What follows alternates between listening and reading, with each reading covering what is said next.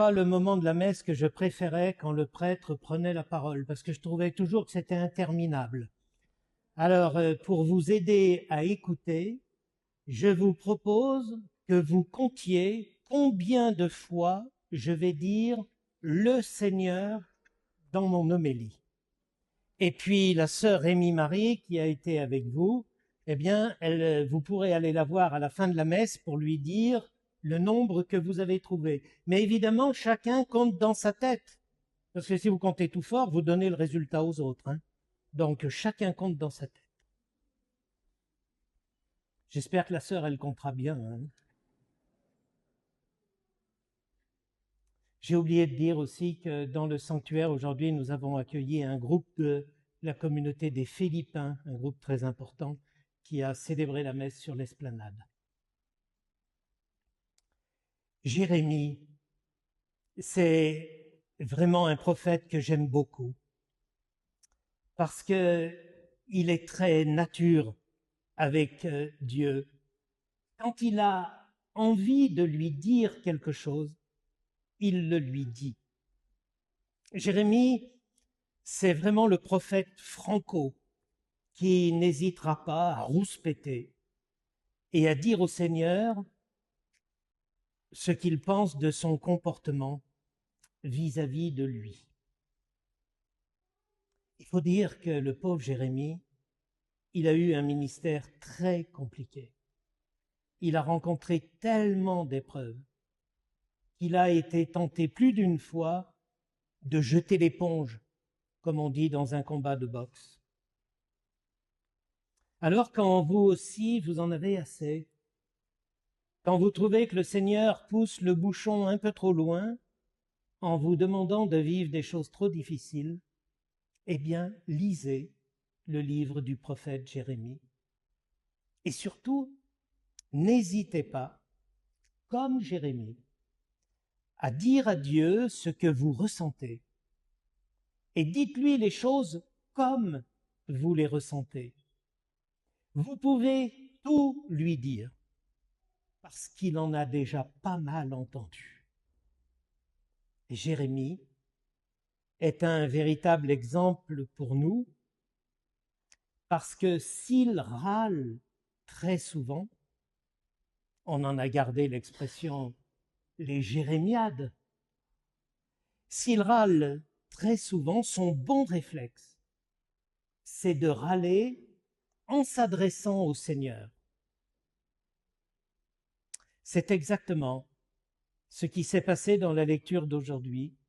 Il se plaint auprès du Seigneur du complot qu'on trame encore une fois contre lui, parce que c'était pas le premier. Et il en a tellement assez qu'il dit au Seigneur, fais-moi voir la revanche que tu vas leur infliger. Et vous savez, s'il ne veut pas prendre lui-même sa revanche contre ceux qui lui en veulent, ce n'est pas parce qu'il aurait de la retenue. Oh non, pas du tout. Mais il compte sur Dieu, parce que Dieu est plus puissant que lui. Alors, il l'implore de donner une bonne raclée à ses adversaires avec toute sa puissance. Une raclée dans laquelle il y aura donc la puissance divine, et à ses yeux, c'est le seul moyen pour faire réfléchir ses adversaires et pour qu'ils arrêtent de le tourmenter. Prendre une bonne raclée. Vous avez compris, le bon réflexe de Jérémie, c'est de ne pas chercher à se venger lui-même, mais de demander à Dieu de le faire pour lui, même si les raisons de sa demande ne sont pas extraordinaires. Et de fait, Dieu va mettre toute sa puissance divine à l'œuvre, mais pas pour détruire les adversaires de Jérémie, pour reconstruire leur cœur. Si Jérémie a eu tant de problèmes, c'est parce qu'il prévenait le peuple et surtout ses dirigeants qu'il jouait avec le feu en cherchant des alliances avec les grandes puissances environnantes pour échapper à la domination d'une autre grande puissance, Babylone. Les faux prophètes qui pullulaient à l'époque de Jérémie, eux, ils avaient moins de problèmes. Parce que comme ils étaient payés par le gouvernement, ils proféraient des oracles uniquement favorables au gouvernement et ils endormaient ainsi le peuple. Vous voyez, la politique n'a pas beaucoup changé. Ce qui devait arriver arriva. Jérusalem va être envahie et le peuple partira en déportation à Babylone.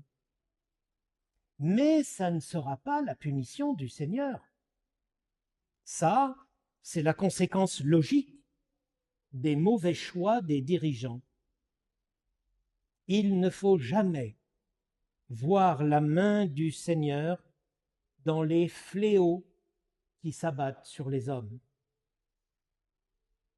Puisque le Seigneur ne punit pas, sa revanche sera d'intervenir après la catastrophe en donnant sa miséricorde, en aidant à la reconstruction des cœurs et du pays dévasté.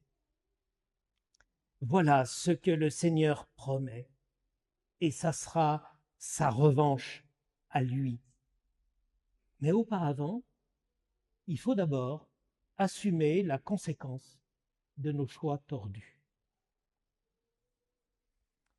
Quand aujourd'hui nous n'en pouvons plus, faisons comme Jérémie. Confions notre cause au Seigneur. Laissons-lui le soin de nous montrer la revanche qu'il veut prendre. Et soyons sûrs que la revanche, telle que le Seigneur la prendra, sera bien plus féconde que la raclée que nous espérions lui voir donner à nos adversaires. Parce que voyez-vous, pour décourager quelqu'un de faire le mal, il y a deux méthodes. Première méthode, c'est souvent celle que nous utilisons. On fait peur en promettant une raclée. Deuxième méthode, c'est celle que le Seigneur utilise. On rend l'amour désirable pour que le méchant abandonne sa conduite et choisisse l'amour, puisque le Seigneur a montré qu'il était si désirable. C'est la méthode du Seigneur, c'est celle que Jésus va employer. Alors, méditons avec une intensité de plus en plus grande sur cette méthode qui porte un nom, le salut. Et puis, dites-moi, au lieu d'être frustré, de constater que nos adversaires et les adversaires du Seigneur ne vont pas prendre la correction qu'ils méritent, nous devrions plutôt en être heureux, plutôt en être satisfaits. Parce que ne vous arrive-t-il jamais, vous, de vous comporter en adversaire du Seigneur? Alors, arrêtons de souhaiter une raclée pour tous les adversaires, parce qu'il nous arrive d'en faire partie.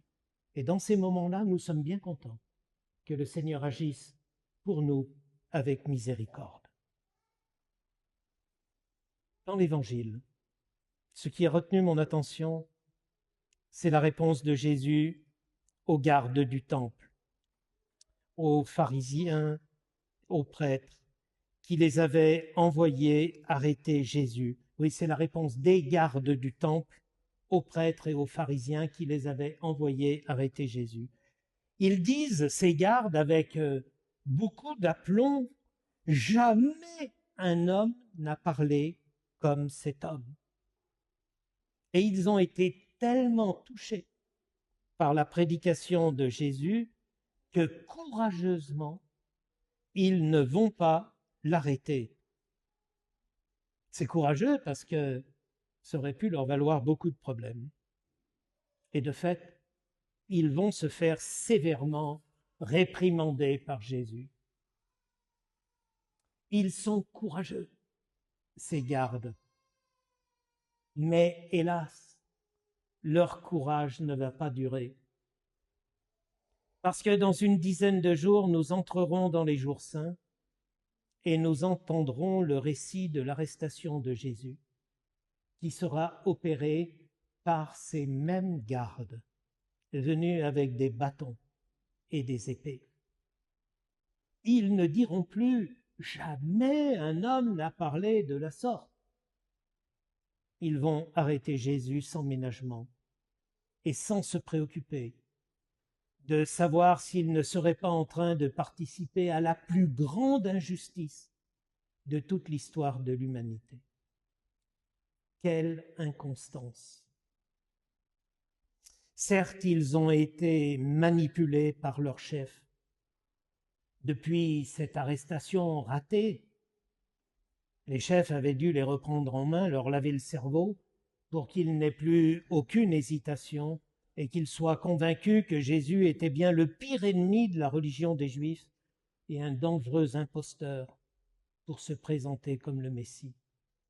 Oui, ils sont manipulés, mais n'empêche qu'ils ont oublié ce qu'ils avaient dit après avoir entendu Jésus. Jamais un homme n'a parlé de la sorte. Et le procès de Jésus sera d'ailleurs un festival d'inconstance généralisée. Alors là encore, nous pouvons nous reconnaître et demander, nous aussi, d'être guéris de toutes nos inconstances. Parce qu'un jour, nous sommes tout feu, tout flamme pour Jésus. Et le lendemain, nous retombons dans la tiédeur vis-à-vis du Seigneur, dans la médiocrité vis-à-vis des autres. Nous aussi, nous sommes manipulés, mais cette fois, c'est par le malin directement. Hélas, nous résistons bien trop mollement.